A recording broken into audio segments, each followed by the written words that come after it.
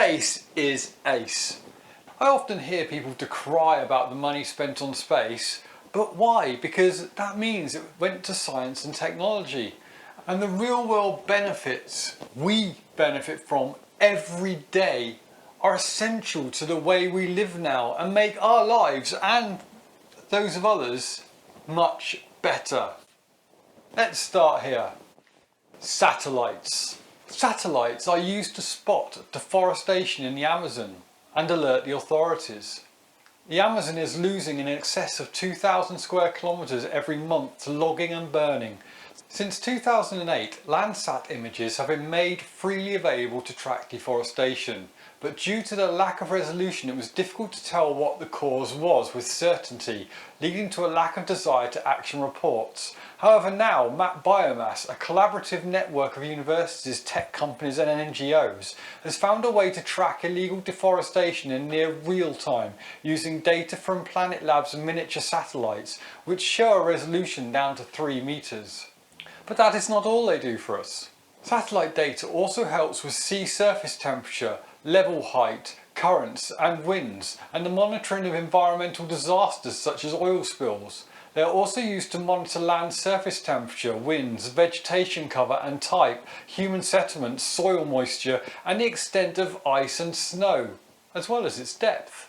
They also monitor the concentration of atmospheric gases, showing carbon dioxide levels and any pollutants, extreme weather events such as hurricanes or cyclones and floods to give warning to those threatened, not to mention monitoring wildfires, glacier melting, bleaching of coral reefs, ocean acidification and wildlife migratory patterns. I think you would agree, even if the only benefit we had obtained from the space industry was such satellite data, it would be enough.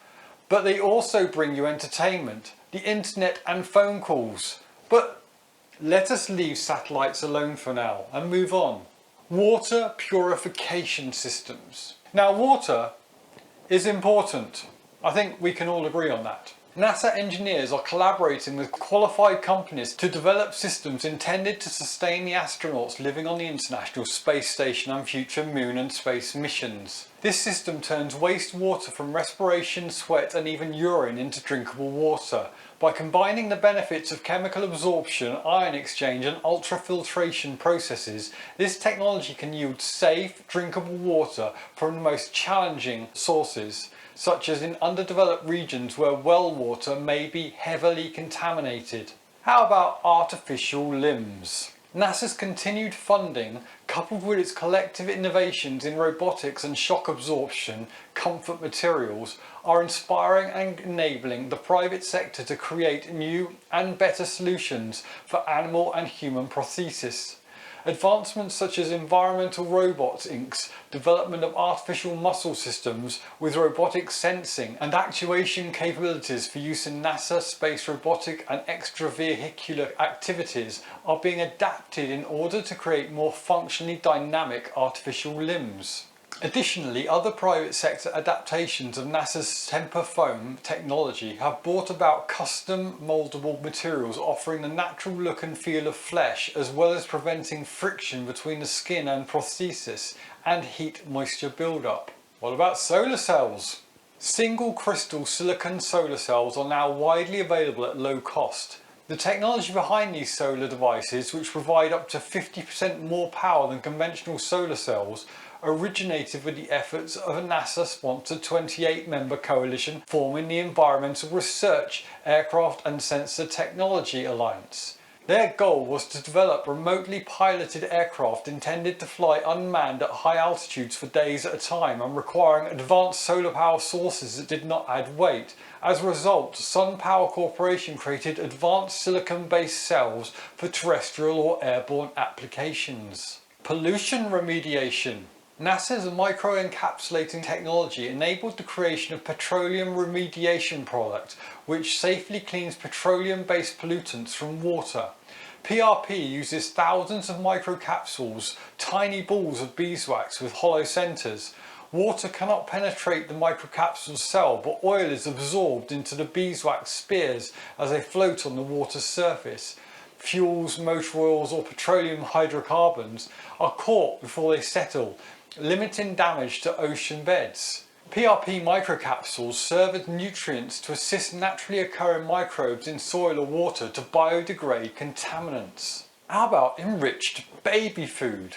Commercially available infant formulas now contain a nutritional enrichment ingredient that traces its existence to NASA-sponsored research on bread mould as a recycling agent for long-duration space travel. The substance, based on microalgae, can be found in over 90% of the infant formulas sold in the United States and are added to infant formulas in over 65 other countries.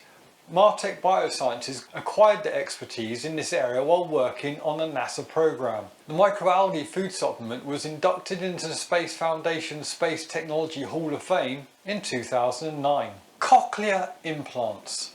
NASA engineer Adam Kissier started working in the mid-1970s on what would become the cochlear implant, a device that provides hearing sensation to people that receive little or no benefit from hearing aids.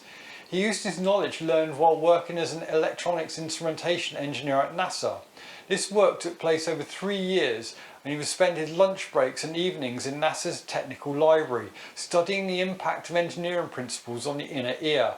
In 1977, NASA helped him to obtain a patent for the cochlear implant. Ventricular assist device.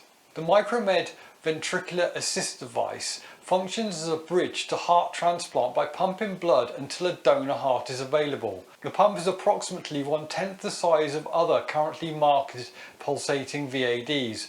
Because of the pump's small size, fewer patients develop device-related infections. It can operate for up to 8 hours on batteries, giving patients the mobility to do normal everyday activities. Life shears. The mechanism used to detach a space shuttle from its rocket boosters after launch is the same used in life shears, but in a smaller scale.